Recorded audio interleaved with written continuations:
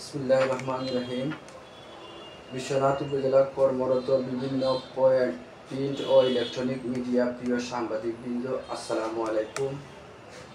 সংবাদ সম্মেলন লিখিত বক্তব্য পাঠ করে দিচ্ছি আমি মোহাম্মদ নুমান আহমদ, জাগিরালা, ডাক পরগনা বাজার, ১ নং লামাহাটি ইউনিয়ন, থানা বিশ্বনাথ, জেলা সিলেট। সংবাদ সম্মেলনে আজকের বিষয় অত্যন্ত পরিতাপের সাথে আপনাদের অবগত করেছি যে 2023 সালে 21 জুলাইয়ে একটি ঘটনার বিষয়ে আমি 1 আগস্ট আদালতে একটি মামলা দায়ের করি। আমার প্রতিপক্ষ প্রতিবেশী সুজন আহমদ জাগিরালা 6 জনকে অভিযুক্ত করে উক্ত মামলাটি দায়ের করেছি। উক্ত মামলা আদালতে চলমান রয়েছে। বিগত 16 জুন উক্ত মামলার ধার্য তারিখ নির্ধারণ ছিল। 2023 সালে বিবাদী পক্ষ আমার বাড়ির গাছপালা জোরপূর্বক কাটে। আমরা নিরীহ পরিবারের উপর অত্যাচার নিপীড়ন করায় মামলাটি সিলেট আদালতে দায়ের করেছিলাম। বিবাদী পক্ষ অত্যন্ত খারাপ প্রকৃতির, দাঙ্গাবাজ এবং প্রভাবশালী হওয়ায় মামলা করার পর থেকে তারা আমাদেরকে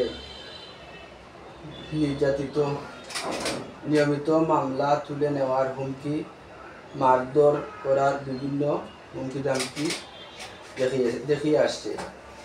সর্বশেষ মামলার প্রত্যাহার না করলে গত 14 জুন বিবাদীগণ আমাকে, আমার স্ত্রীকে, ছেলেকে আমার নিজ বাড়িতে হত্যার উদ্দেশ্যে সংঘবদ্ধভাবে মারধর করতে আসে।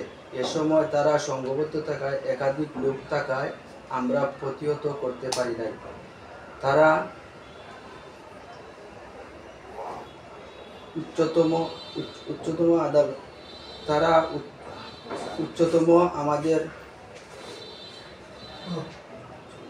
আমাদের মারধর করে, তারা উত্তেজিত হয়ে আমাদের মারধর করে মোবাইল ও টাকা পয়সা নিয়ে যায়। যাওয়ার সময় প্রাণে মেরে ফেলার হুমকি দামকি দিয়ে আমাদের পরিবারের সবাইকে এক প্রকার জিম্মি করে রাখে। এরপর পার্শ্ববর্তী প্রতিবেশীদের সহায়তায় আমরা চিকিৎসার জন্য সিলেট এমএজি উসমানী মেডিকেল হসপিটালে ভর্তি হয়ে চিকিৎসা নেই। আমাদেরকে মারধরের সময় বিষয়টি আমি তাৎক্ষণিক 999 পুলিশকে অবগত করিও পুলিশ কোনো ভূমিকা না নেওয়ায় আমরা হতবাক হই। চিকিৎসাধীন থাকা অবস্থায় ওই দিন আমরা বিশ্বনাথ থানায় একটি লিখিত অভিযোগ দায়ের করি, কিন্তু অভিযোগটি পুলিশ আমলে না নেওয়ায় নীরব ভূমিকা পালন করে। প্রিয় সাংবাদিক বিন্দু, বিশ্বনাথ থানা কোনো সহযোগিতা না পেয়ে উক্ত বিষয়টি 16 জুন বিবাদীদের উপর দায়ের করা আমার পূর্বের মামলা ধার্য তারিখ আদালতে উত্থাপন করি। কোর্ট থেকে আমরা ফিরে এলে ওই দিনই 16 তারিখ সন্ধ্যায় বিশ্বনাথ থানা পুলিশ আমার বাড়িতে যায় এবং ঘটনার বিষয় অবগত হয়। এরপরও আমাদের মারামারির কোনো মামলা পুলিশ রেকর্ড করে নাই, যা আমাদের বোধগম্য নয়। এরকম কি হতে পারে? প্রিয় সাংবাদিক বিন্দু, এরপর বিগত 21শে জুন আমার মামলার বিবাদীগণ আমার বাড়ির ভূমিতে লাগানো বিভিন্ন রকম গাছপালা কেটে রেখে যায় এবং আমাদের প্রাণনাশের পুনরায় হুমকি দামকি দিয়ে, তাদের হুমকিতে বর্তমানে আমার ছেলে মেয়ে নিয়ে বাড়িঘর ফেলে আত্মীয় স্বজনের বাড়িতে নিরাপত্তাহীন বসবাস করছি। যে কোনো সময় আবারও তারা আমাদের উপর হামলা করতে পারে। তারা আমাদের নিরাপত্তা, আমাদের নিরপরাধ বাচ্চাদের প্রাণে মারার হুমকি দিচ্ছে। এই হুমকিতে আমি আমার ছেলেদের এখন স্কুলে যেতে দিতে পারছি না। তাদের পড়ালেখা নিয়ে আছি উদ্বিগ্ন। ছেলেদের স্কুলে যাওয়া বর্তমানে বন্ধ রয়েছে। বারবার ঘটে যাওয়া ঘটনা ভিডিও সহ পুলিশকে পুনরায় অবগত করে কোনো লাভ হয়নি। পুলিশের নীরব ভূমিকা নিয়ে আমরা সন্দেহহীন। বিচারের জায়গায় এমন নীরবতা যদি থাকে, তাহলে আমাদের জানমালের নিরাপত্তা পাবো কার কাছে? প্রিয় সাংবাদিক বিন্দু, আপনাদের মাধ্যমে আমার বিষয়টা জাতির সামনে এবং প্রশাসনের দৃষ্টিগোচর করার জন্য আজকের এই সংবাদ সম্মেলন। আমরা জোর দাবি জানাচ্ছি, অবিলম্বে প্রশাসন যেন আমাদের উপর হামলাকারীদের গ্রেফতার করে বিচারের আওতাধীন নিয়ে আসে। জুলুমকারী, অত্যাচারী, সন্ত্রাসীদের দ্রুত আইনের আওতায় না নিয়ে আসলে যে কোনো সময় আমাদের উপর তারা পুনরায় মামলা করে আমাদের জানমালের ক্ষতিসাধন করবে। প্রশাসনের উচ্চ মহলের দৃষ্টি কামনা করছি। বিনীত নুমান আহমদ।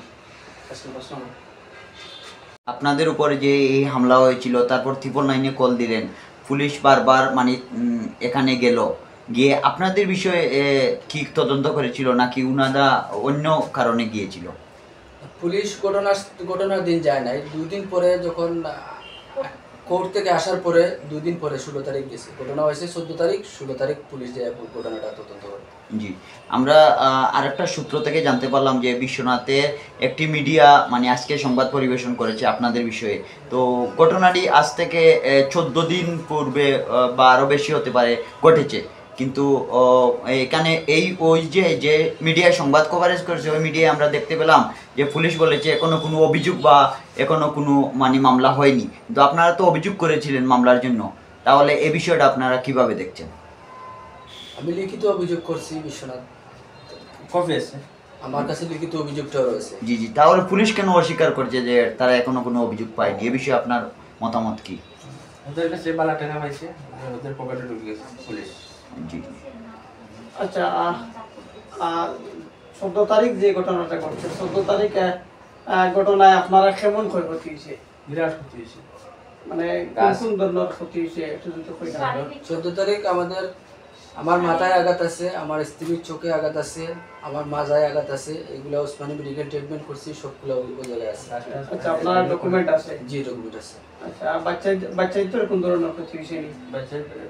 বাচ্চাদের গায়ে লাঠি দিয়ে পায়ে মারছে, হাতে মারছে, গলায় চাপ দিয়ে ধরছে, মোবাইলটাও নিয়ে গেছে। আমার বাচ্চা ভিডিও করছিল মারধরের সময়, তারা আপনার ওয়াইফের কোনো আঘাত আসছে? জি আছে, আঘাত আছে। ডাক্তারের ডকুমেন্ট এগুলো আছে? জি আছে। এই বিষয়ে সরাসরি আপনারা মানে থানার ওসির সাথে যোগাযোগ করছেন? জি, ওসি স্যারের সাথে ওসি স্যার বলছে অনেক স্যারের যে তার অভিযোগটা তুমি নেও না কেন। আমার মামার সাথে ছিলেন ওই দিন, ওই সাংবাদিক শিপন ভাইও ছিলেন। শিপন ভাই এখন কি আপনারা এই ঘটনার পর থেকে বাড়িতে আছেন না অন্য? জি না, আমাদের আত্মীয়-স্বজনের বাড়িতে আছে। তারা এখনো লাঠিসোঁটা নিরাপত্তাহীনতা ভুগছেন? জি, এখনো এই বিষয়টা আপনারা এই রাষ্ট্রের প্রশাসনের কাছে আমরা এই দাবি জানাচ্ছি, নিরাপত্তা প্রদান। জি, তারা এখনো আমাদের লাঠি নিয়ে মার করার জন্য অস্ত্র নিয়ে বেড়াচ্ছে। তারা আমার বাচ্চার জীবনে শেষ করে দিবে, আমারও জীবনে শেষ করে দেবে। আমি বাচ্চা নিয়ে স্কুলে যেতে গেছি বুধবারের দিন, স্কুল থেকে আমার আটকাইছে পথে সালমান নামের এক ছেলে আর রাহান নামের এক ছেলে মোটর সাইকেলে যাচ্ছে, আর বলছে যে তুই সামনে আয়, তোরে আর তোর বাচ্চা সকালে জানে শেষ করবো। এরা কিন্তু আপনারা প্রতিবেশী? জি, এক বাড়ির নিয়ে আপনারা? একেবারে। এরা খেরা কয়েকজন খান নাম জানেন আপনার? এখন তারা সারা বাড়ির মানুষ 10টা। আচ্ছা, কয়েকজন তারা নাম ক্ষমতাশীল। সাজ্জাদ আহমদ, আজাদ আহমদ, জাভেদ আহমদ। এরা কিন্তু কোন রাজনৈতিক দলের সাথে জড়িত আছেন সংশ্লিষ্ট? জি। তাদের কথা কি বলবো? তারা যখন আমলিক সরকার ক্ষমতায় আসে তখন আমলিক সরকার হয়ে যায়, যখন বিএনপি সরকার ক্ষমতায় আসে তখন তারা বিএনপি সরকারের ক্ষমতায় হয়ে যায়। এখন তার বিএনপি সরকারই আছে। এখন বিএনপি সরকার আছে বলে তারা আমাদের প্ল্যানে মেরে তাদের একটা বাহিনী আছে, এই বাহিনীদের কাছ থেকে আমাদেরকে একটু রেহাই দেন আপনাদের মাধ্যমে। 2023 সালের প্রথম কোন ঘটনা থেকে এটা সূত্রপাত হয়েছে? ওই গাছ কাটা থেকে। গাছটা কিন্তু আপনার জায়গা না তার জায়গা? জি, আমার।